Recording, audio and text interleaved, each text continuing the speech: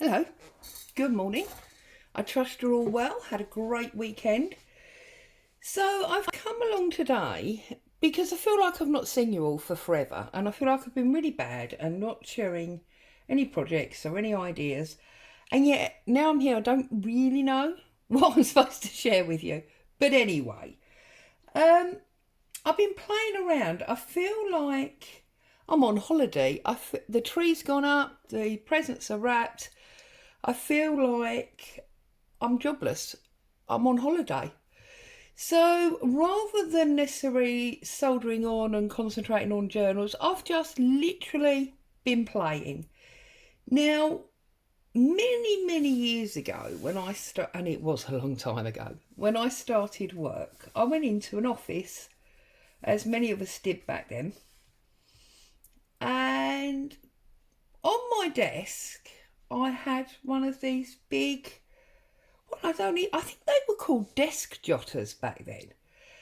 They were probably A2 size, much bigger than this one, but they were exactly like this. It had a hard black or green, usually, leather back and corners, and then in the middle was like a blotting paper, and we used to stuff things up under here so you didn't lose them, and we'd scribble on here, especially when the pen wouldn't work or whatever. And I was just thinking the other day, do you know what? Whilst it would be much smaller, it'd be quite novel to make one of those. So I did. So I'm not going to make another one because obviously I've made one, but I'll give you a very quick run through. So basically I took an A4 sheet of a black card. I took one of the papers from one of my DigiKits that I like, and I used some remnant black card. Now, the corners I cut at 2-inch black squares, and then I just cut them right across the middle to give me overgrown triangles, you can see there. And I just scored about 1/4 inch in and folded the corners over to make sure they were really stuck well. And I put one of those on each corner, having already stuck down the trimmed paper with a wider border on the sides than the thin one on the top one, because that's how I remember them being. And then I just set about and I just put a couple of odd bits of ephemera in there. I made this silly little folder just from some empty file folder, put a label on the front, put some invoice type paperwork inside, just so that it looked, you know, sort of things you might have on your desk. And I just tucked all that in there, and then there's an odd little Tracy Fox ticket that I just stuck on top.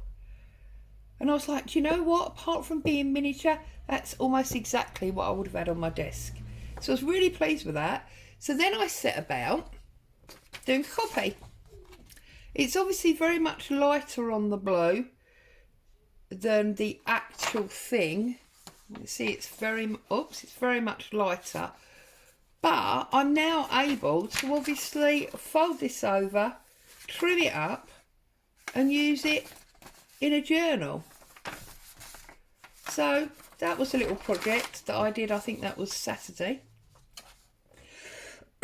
Excuse me. And then on Sunday, without wanting to insult Andrea, because I think what she does, Auntie May's, is absolutely amazing, but I got a bit Andrea, and I was like, oh, a bit of fabric, bit of glue, bit of paper, bit of texture paste, stencil, and I just went mad, and I just stuck the torn up pieces of book page to my fabric, and the glue made it very stiff, and I used some texture paste which I actually coloured with some mica powder, and I did that, and then the texture paste that I had left I just smudged, say technical word, around the edges and I used just some grey pencil there that I smudged in, and I've just put a little piece of a copy of a French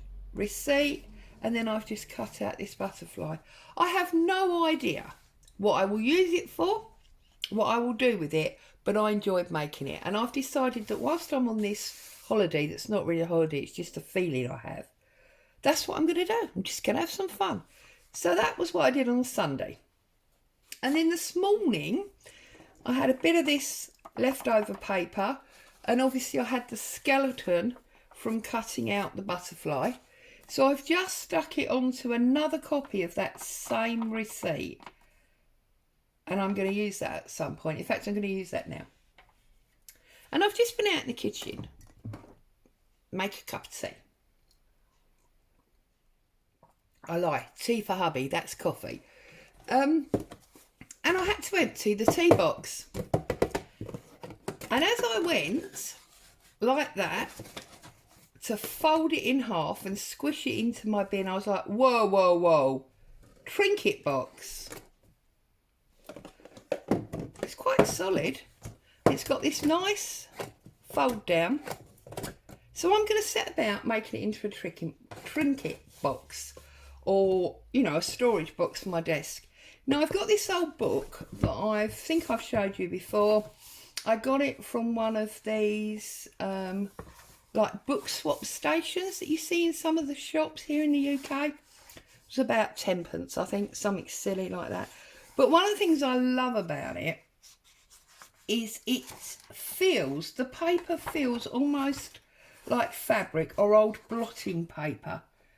It's 1954, so it's officially a vintage book. It's got some very nice images in it, a little bit male orientated maybe, but then you can get that from the title, Pete and the Prairie People. So I'm going to use some of this to decoupage up this box, along with some coffee dyed music paper.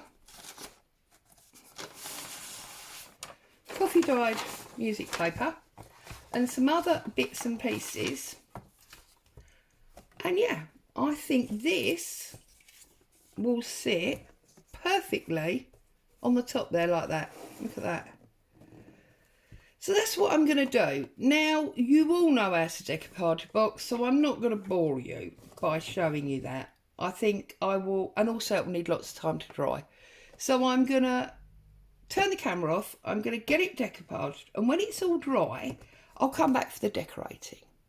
So obviously, as always, if you want to craft along, find yourself an old tea bag box or something similar, get it decoupaged, and then we can sit down together, perhaps put some Christmas Carol on, and do some decorating. There you go. Take care. See you soon. Bye for now.